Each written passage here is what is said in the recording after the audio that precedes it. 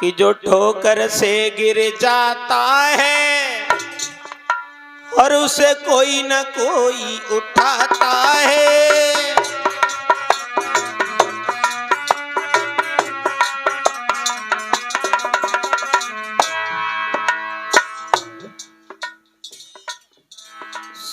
त्रियारुण बोले, बेटा सत्यव्रत, जो नजरों से गिर जाता है उसे कोई ना कोई उठा लेता है। ठोकर से जो गिर जाता है, बोले जो ठोकर से गिर जाता है उसे कोई ना कोई उठाता है। जो नजरों से गिर जाता है उसे कोई उठा नहीं पाता है।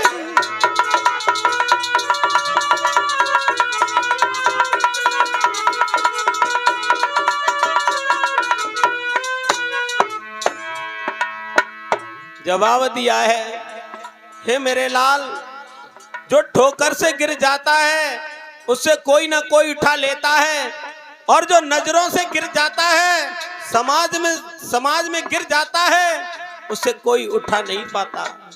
हे मेरे लाल,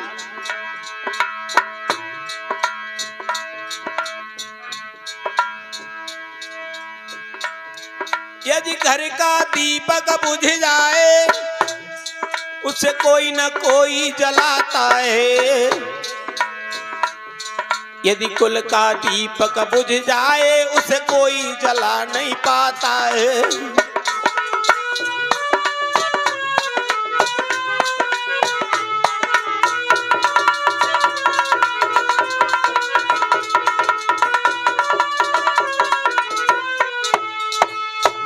जवाब दिया है, मेरे लाल, जो नजरों से गिर जाता है उससे कोई ना कोई उठा लेता है।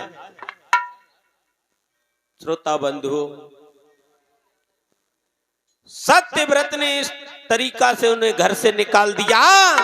पहुंच गए बीच जंगल में, उस लड़की को साथ में लेकर के गए हैं। जब जंगल में पहुंच गए तो उन्होंने देखा वन में विश्वामित्र के बच्चे भूख से बहुत हैरान हैं।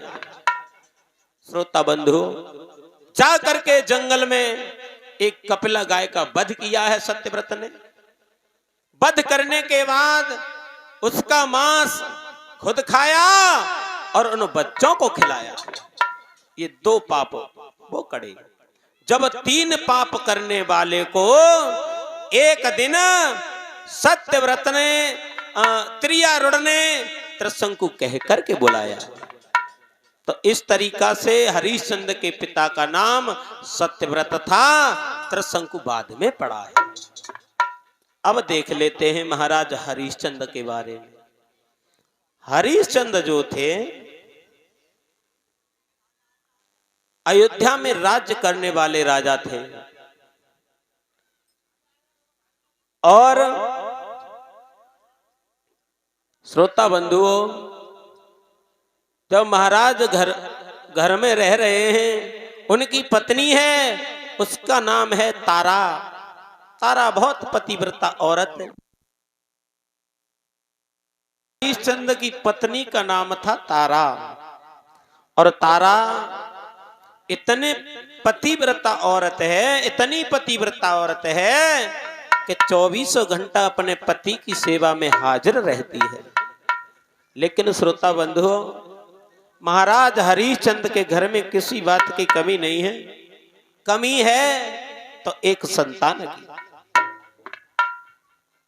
बहुत से लोग कहते हैं महाराज हरिश्चंद्र बहुत बड़े दानी थे, लेकिन पहले नहीं थे। पहले तो बहुत बड़े कंजूस थे, लेकिन बाद में बने ये दानी।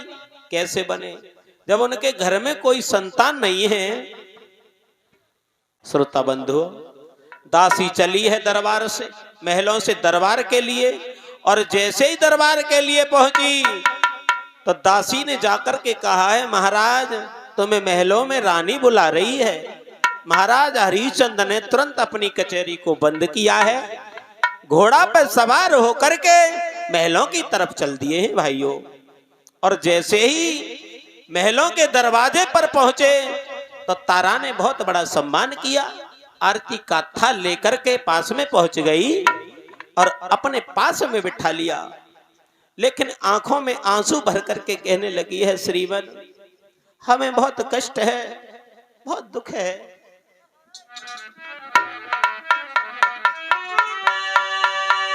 और भरी आँखिन में नीरा,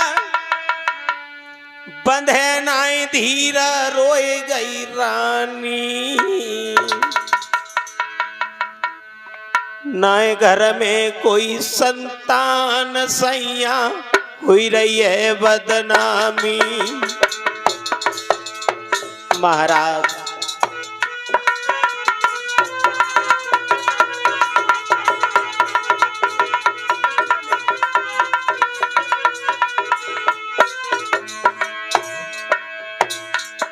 बोलिए, महाराज क्या करूं? भरी गो आँखिन में नीर, भरी गो आँखिन में नीर, बंधे नाय धीरा, रोई गई रानी, रोई गई रानी।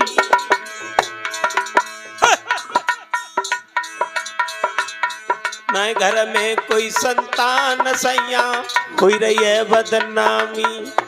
और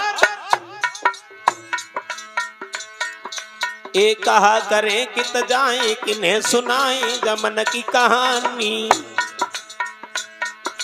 और इतनी कह के रोई पड़ी महारानी।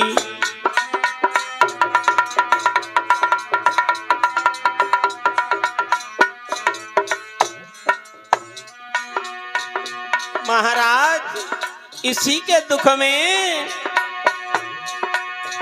सब रात नींद नहीं आती है, और रानी दुख को सहती है सब।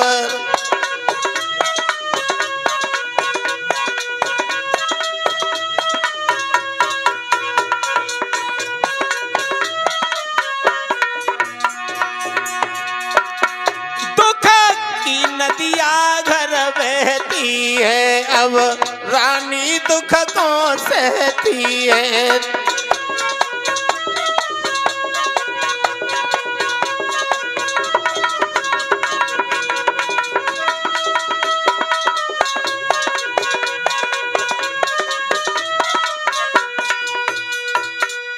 जवाब दिया है महाराज, ना जाने गांव की स्त्रियां कौन कौन सी बातें करती हैं, तरह तरह की बातें किया करती हैं।